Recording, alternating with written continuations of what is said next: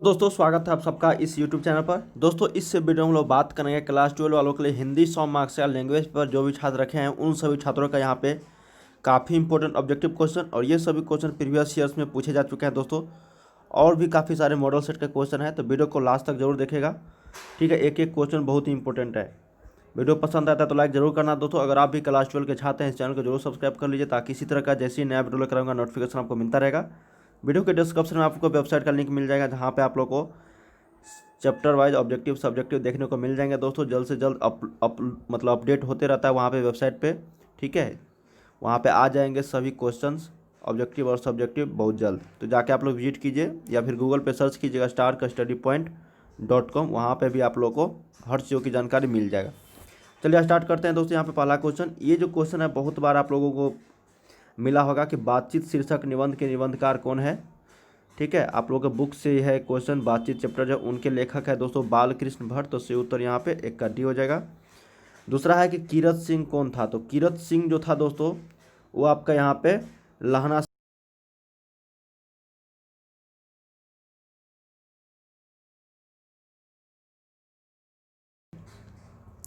अब 3 नंबर देखते हैं कि संपूर्ण क्रांति है। संपूर्ण क्रांति जो चैप्टर है जयप्रकाश नारायण जी के द्वारा लिखा हुआ, वो किस तरह है दोस्तों। वो एक भाषण है, निबंध है, कहानी है, तो वो भाषण है दोस्तों, तो सही उत्तर यहाँ पे 3 का ए। अब 4 नंबर है कि अर्धनारीश्वर किसकी रचना है। अर्धनारीश्वर जो चैप्टर है वो रामधारी सिंह दिनकर के द्वारा लिखा गया है, तो याद रखिएगा 4 का ए। 5 नंबर देखते हैं कि सिपाही की माँ एकांकी में कुंती कौन रहते हैं। क्या क्वेश्चन है कि सिपाही की माँ जो चैप्टर है दोस्तों जिसमें सिपाही और माँ के बीच में रिलेशन को बताया गया है, एकांकी में कुंती कौन रहते हैं। तो कुंती जो होता है दोस्तों वो होता है आपका यहाँ पे प्रोसिन होता है। ठीक है, तो सही उत्तर यहाँ पे 5 का सी। 6 नंबर है कि हंसते हुए मेरा अकेलापन किसकी कृति है।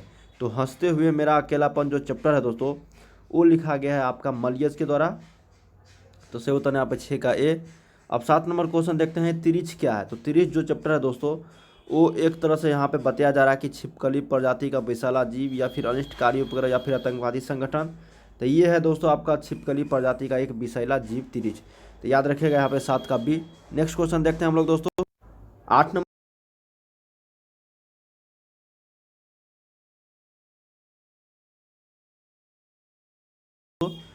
तो यहाँ पे याद रखिएगा मोहन प्रकाश। ठीक है, अब नेक्स्ट क्वेश्चन यहाँ पे झूठन क्या है दोस्तों। झूठन जो है दोस्तों यहाँ पे रेखा चित्र है, शब्द चित्र है, कहानी है या फिर आत्मकथा है। तो झूठन जो चैप्टर है दोस्तों ये एक आत्मकथा है। ठीक है, आप लोग के बुक से लिया गया ये क्वेश्चन, बहुत ही इंपॉर्टेंट क्वेश्चन है ये। झूठन क्या है और सिपाही के माँ के रचनाकार कौन है, मतलब जितने भी चैप्टर है उनके लेखक का नाम याद रख लीजिए दोस्तों। 5 से 7 नंबर आप लोगों को ऐसे ही मिल जाएंगे। ठीक है, नेक्स्ट क्वेश्चन देखते हैं यहाँ पे, शिक्षा पाठ के लेखक क्या है, कौन है। मतलब शिक्षा पाठ जो चैप्टर है दोस्तों आप लोग के बुक में शिक्षा, उसके लेखक कौन है, तो ये पूछा जा रहा है। तो वो उसके लेखक है दोस्तों जे कृष्णमूर्ति, तो सही उत्तर यहाँ पे क्या हो जाएगा आपका जे कृष्णमूर्ति। ठीक है, 11 नंबर है कि पद्मावत किसकी रचना है। पद्मावत जो चैप्टर है वो लिखा गया है दोस्तों मलिक मोहम्मद जैसी के द्वारा, तो सही उत्तर यहाँ पे आपका 11 का सी हो जाएगा। 12 देखते हैं दोस्तों कि मलिक मोहम्मद जैसी कवि हैं। तो मलिक मोहम्मद जैसी जो कवि है दोस्तों वो किस तरह के कवि है, दुख के पीर के, कृष्ण प्रेम पीर के, या फिर अष्ट छाप के, या फिर प्रेम की पीर के। तो ये है दोस्तों आपका प्रेम की पीर के कवि। ठीक है, तो सही उत्तर यहाँ पे 12 का डी याद रखिएगा। अब 13 नंबर देखते हैं क्वेश्चन की, जैसी मलिक मोहम्मद जैसी रचित पद्मावत की भाषा क्या है। पद्मावत जो है काफ़ी महत्वपूर्ण ग्रंथ है दोस्तों मलिक मोहम्मद जैसी के द्वारा लिखा हुआ, वो किस भाषा में यहाँ पे लिखा गया है। तो वो लिखा गया है दोस्तों अवधी भाषा में, तो सही उत्तर यहाँ पे 13 का बी। 14 है दोस्तों कि कृष्ण भक्ति शाखा के कवि है।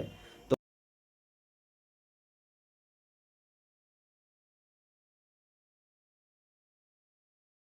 सूरदास जो है कृष्ण के बहुत बड़े भक्त थे। ठीक है, सूरसागर के लेखक कौन है, सूरदास, तो 14 का सी। 15 है कि तुलसीदास का मूल नाम क्या था। तो तुलसीदास जी का जो मूल नाम था दोस्तों वो राम बोला, तिलक दास, जयराम या फिर रामदास। तो ये था आपका राम बोला, तो सही उत्तर यहाँ पे आपका 15 का ए। 16 है कि सूरदास के दीक्षा गुरु कौन थे। बहुत इंपॉर्टेंट क्वेश्चन, मैंने आप लोगों को बताया भी था दोस्तों कि सूरदास के जो दीक्षा गुरु थे वो थे आपका वल्लभाचार्य। ठीक है, तो याद रखिएगा 16 का ये। 17 है कि नाभादास कवि क्या कवि थे। तो नाभादास जो कवि थे दोस्तों ये कवि थे आपका सगुन उपासक, तो सही उत्तर यहाँ पे 16 का 17 का बी। नेक्स्ट क्वेश्चन देखते हैं यहाँ पे, प्रातः काल का नभ कैसा था, मतलब आकाश। तो प्रातः काल का जो नभ था दोस्तों, ये चैप्टर से लिया गया क्वेश्चन है, तो वो था आपका नीले राख के समान, नीले राख के समान था। ठीक है, तो याद रखिएगा यहाँ पे नीले राख के समान हो जाएगा। ठीक है। ज्वाला कहाँ से उठती है, तो ज्वाला जो उठती है दोस्तों, ये उठती है जनता से। तो से उत्तर यहाँ पे 19 का बी, बुक से लिए गए क्वेश्चन है। 20 है कि गांव का घर कविता के कवि कौन है। ये जो चैप्टर है गांव का घर, उस कविता के लेखक का नाम बताना है। तो उस कविता के लेखक का नाम है दोस्तों ज्ञानेंद्र पति। तो से उत्तर यहाँ पे 20 का बी। 21 है दोस्तों यहाँ पे कि धर्म अधिकारी का संधि विच्छेद क्या है। तो धर्म जोर अधिकारी धर्माधिकारी। तो से उत्तर यहाँ पे 21 का सी।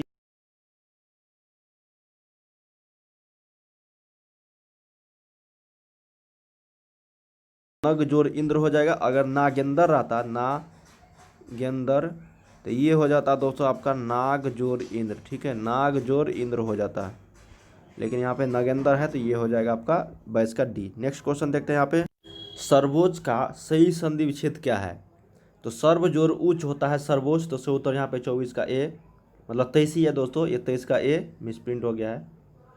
24 है दोस्तों कि मुनीश्वर का संधि विच्छेद क्या है। तो मुनि जोर ईश्वर मुनीश्वर।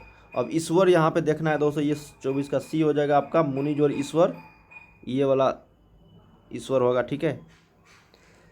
अब बात करते हैं 25 का, मनोहर का संधि विच्छेद क्या है। तो मनोह जोर हर मनोहर। से उत्तर यहाँ पे 25 का ए, बहुत इंपॉर्टेंट क्वेश्चन है ये। 26 है कि अवघट में कौन सा उपसर्ग है। उपसर्ग आ गया, अब जो शुरू में लगता है और जो लास्ट में लगता है उसको पढ़ते बोलते हैं। अवघट में कौन सा उपसर्ग है। तो अवघट में जो उपसर्ग है दोस्तों, ये आपका अ उपसर्ग है। तो से उत्तर यहाँ पे 26 का बी। 27 है दोस्तों कि बदबू में कौन सा उपसर्ग है। तो बदबू में अगर बात करें दोस्तों उपसर्ग का, तो ये हो जाएगा आपका यहाँ पे ब उपसर्ग। ठीक है, तो याद रखिए, सॉरी बद होगा, ब नहीं होगा बद होगा, क्योंकि बदबू न है।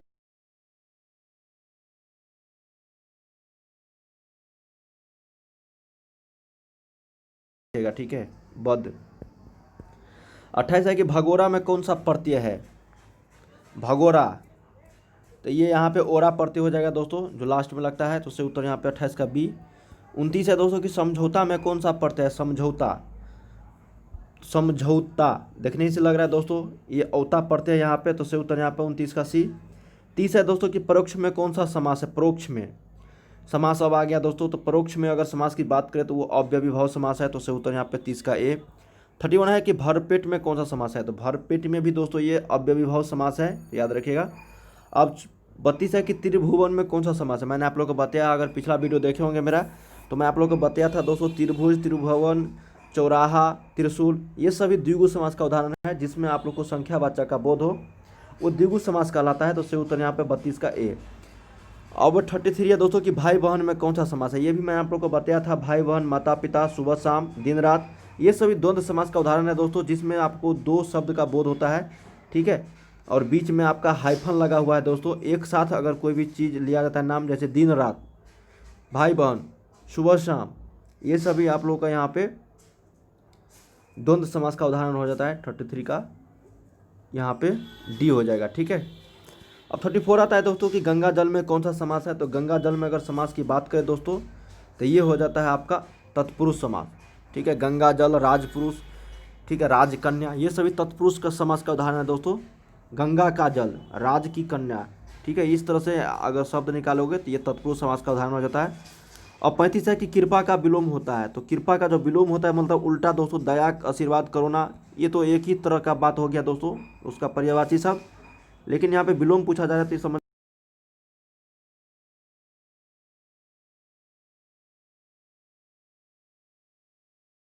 बात करें दया, निष्ठुर, क्षमा, कृपा, तो इसका मतलब यहाँ पे हो गया दोस्तों 36 का सही उत्तर आपका निष्ठुर, क्योंकि दया, क्षमा, कृपा ये सभी एक ही शब्द है, इसमें से कोई शब्द हो ही नहीं सकता। तो करुण का उल्टा हो जाएगा निष्ठुर। तो सही उत्तर यहाँ पे 36 का बी। दोस्तों हम लोग यहाँ पे 36 क्वेश्चन किए हैं आप लोगों के लिए, यहाँ पे class 12 Hindi 100 marks language paper के लिए। उम्मीद करते हैं इस वीडियो के माध्यम से आप लोग को काफ़ी सारी जानकारी मिला होगा, और जो भी क्वेश्चन नहीं जानते हैं वो आप लोग को याद हो गया होगा। ठीक है, इस तरह के काफ़ी सारे ऑब्जेक्टिव क्वेश्चन आने वाले हैं। मैं आप लोग को जो 2 मार्क्स का शॉर्ट टाइप क्वेश्चन होता है वो भी मैं आप लोग को देने वाला हूँ।